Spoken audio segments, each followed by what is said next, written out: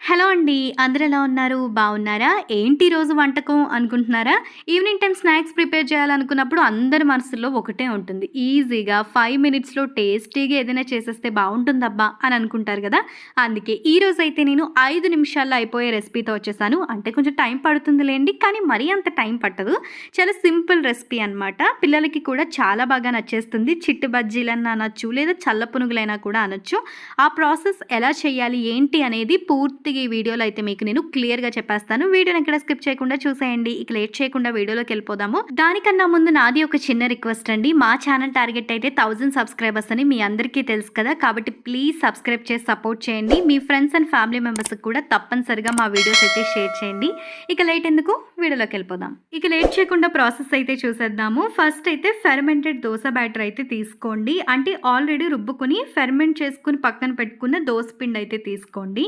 ఇప్పుడైతే ఇందులో 3 స్పూన్లు వచ్చేసి మైదా అయితే యాడ్ చేసుకోవాలి. తర్వాత 3 స్పూన్స్ వచ్చేసి రైస్ ఫ్లోర్ అయితే యాడ్ చేసుకోండి. ఇక్కడ అన్ని వైట్‌గానే ఉండడం వల్ల ఏంటంటే పిండి వైట్‌గానే ఉంది, మైదా కూడా వైటే, రైస్ ఫ్లోర్ కూడా వైటే కాబట్టి అన్నీ కలిసిపోయి ఏం వేస్తున్నాం అనేది క్లియర్‌గా అర్థం కావట్లేదనమాట. కాబట్టి నేను మీకు ఇలా క్లియర్‌గా చెప్తాను. దాన్ని బట్టి అయితే చూసుకోండి. నేను ఒకసారి మీకు ఫస్ట్ నుంచి చెప్తాను. ఒకసారి అయితే చూడండి. 3 స్పూన్స్ వచ్చేసి మైదా యాడ్ చేసుకోండి. ఇంకో 3 స్పూన్స్ వచ్చేసి రైస్ ఫ్లోర్ అయితే యాడ్ చేసుకోండి. దాని తర్వాత సాల్ట్ వచ్చేసి మీకు తగినంత అయితే యాడ్ చేసుకోండి చూసుకుంటూ.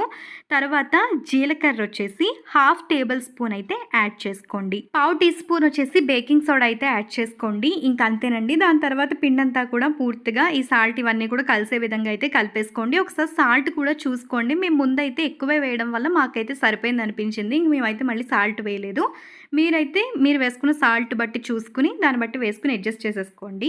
బ్యాటర్ కన్సిస్టెన్సీ వచ్చేసి ఇలా ఉండే విధంగా అయితే చూసుకోండి. ఇలా ఉండడం వల్ల మనకి ఆయిల్ అనేవి ఎక్కువ పీల్చుకోకుండా వస్తాయన్నమాట. ఆయిల్ ఎక్కువ పీల్చేసుకునే అన్న ఫీలింగ్ కూడా ఉండదు. కాబట్టి ఇలా ఉండే విధంగా చూసుకోండి. ఇక పిండంతా కూడా కలిపేసుకున్న తర్వాత కొద్దిసేపు అయితే పక్కన పెట్టేసుకోండి. అంటే ఆయిల్ హీట్ ఎక్కేంత వరకు కూడా మనమైతే మూత పెట్టేసుకుని పక్కన పెట్టేసుకోవచ్చు. ఈ మధ్య గ్యాప్లో అయితే మనం పల్లీ చట్నీ ప్రిపేర్ చేసేద్దాము. నా ఫేవరెట్ అనమాట. ఏం చేసినా కూడా అందులో పల్లీ చట్నీ తప్పకుండా చేయించుకుంటాను నేను ఇంట్లో అయితే. అంత ఇష్టం అనమాట. ఇక పల్లీ చట్నీ విషయానికి వచ్చినట్లయితే చిన్న టీ గ్లాస్ అయితే ఉంటుంది కదండి, వాటితో అయితే పల్లీలు తీసుకున్నాము. ఇక ఎండుమిర్చి వచ్చేసి 4 తీసుకున్నాము. కారం అయితే మాకు సమానంగా అనిపించింది. మరీ ఎక్కువైపోయినట్ట లేదు, మరీ తక్కువగా ఉన్నట్టు కూడా లేదు, సమానంగా ఉంది. దాన్ని బట్టి అయితే మీరు చూసుకుని వేసుకోండి. కారం ఎక్కువ తినేవాళ్ళు అయితే ఇంకా ఎక్కువ వేసుకోండి. ఇక ఇవైతే ఇప్పుడు మనం మిక్సీ పట్టుకోవాలి కదా. ఈ లోపు అయితే ఇంకా ఆయిల్ అయితే హీట్ అయిపోయింది కాబట్టి ఇప్పుడైతే మనం సల్ల పునుగులు అయితే వేసేసుకుందాము. చిన్న చిన్న వేసుకోవడానికి మాక్సిమం ట్రై చేయండి. అంటే టేస్ట్ పెద్దవైనా చిన్నవైనా ఒకటే లేండి, అదొక సరదా అనమాట. నాకైతే పెద్ద పెద్దవి నచ్చవు, చిన్న చిన్నవే ఎక్కువ నేను ప్రిఫర్ చేస్తాను అనమాట. అందుకే ఇంట్లో వాళ్ళని ఎప్పుడు చేసినా కూడా చిన్నవి వేయండి అని చెప్పి అడుగుతాను. అంటే ఎవరిష్టం వాళ్ళదనుకోండి. కానీ ఊరికే సరదా అనమాట అలా చెప్పడం. కాబట్టి మీ ఇష్టం, మీకు ఎలా ఇష్టమైతే అలా వేసేసుకోండి. ఇంక తర్వాత అయితే మనం చట్నీ సగమే ప్రిపేర్ చేసాం కదా, మిగిలింది కూడా ప్రిపేర్ చేసేసుకుందాము. ఇవన్నీ వేగేలోపుగా ఎండుమిర్చి, పల్లీలు, కళ్ళుప్పు వేసేసుకుని మిక్స్ అయితే పట్టేసుకోండి. ఇది పెద్ద ప్రాసెస్ ఏం కాదు కాబట్టి నేను చట్నీ గురించి పెద్దగా అయితే ఏం చెప్పట్లేదు. అందరికీ తెలిసిందే కాబట్టి నేనైతే ఎక్కువ చెప్పట్లేదు. ఇక మన పల్లీ చట్నీ అయితే ప్రిపేర్ అయిపోయినట్టే. ఇంకొక సల్ల పునుగులు అయిపోతే ఇంక తినడం ఒకటే లేటు. టేస్ట్ ఎలా ఉంటుందో ఏంటో, నేను చేయలేదు కాబట్టి బాగానే ఉంటుందిలేండి. నాకు కాన్ఫిడెన్స్ ఉంది. మా ఇంట్లో వాళ్ళు చేశారు కాబట్టి టేస్ట్ చాలా బాగుంటుంది. ఖచ్చితంగా మీరు కూడా ట్రై చేయండి. ఈజీగా, టేస్టీగా, చాలా స్పీడ్గా అయిపోతాయి. ముఖ్యంగా వీటిలో కొంతమంది పల్లీ చట్నీ ఇష్టపడతారు, ఇంకొంతమంది టొమాటో చట్నీ ఎక్కువగా ఇష్టపడతారు. ఎవరికి నచ్చింది వాళ్ళదనుకోండి. నేనైతే ఎక్కువగా పల్లీ చట్నీ ప్రిఫర్ చేస్తానన్నమాట. నాకు టొమాటో చట్నీ కూడా ఇష్టమే, బట్ వీటిలోకి ఎక్కువగా పల్లీ చట్నీ. బట్ ఇడ్లీలు వాటిలోకి అయితే మనం ఎక్కువగా టొమాటో చట్నీ ప్రిఫర్ చేస్తామన్నమాట. ఇక మన సల్ల పునుగులు ఆ చిట్టు బజ్జీలు అయిపోయాయి అనమాట. ఇంక తినడం ఒకటే లేటు. చాలా క్రిస్పీగా, టేస్టీగా అయితే వచ్చాయండి. చాలా బాగా వచ్చాయి. సేమ్ యాజ్ ఇట్ ఈస్ చెప్పినట్టుగా మీరు అన్నీ ఫాలో అయిపోయి చేసుకుంటే కనుక పర్ఫెక్ట్గా వచ్చేస్తాయన్నమాట. అందులో ఎటువంటి డౌటే లేదు. టేస్ట్ అయితే చాలా బాగుంది.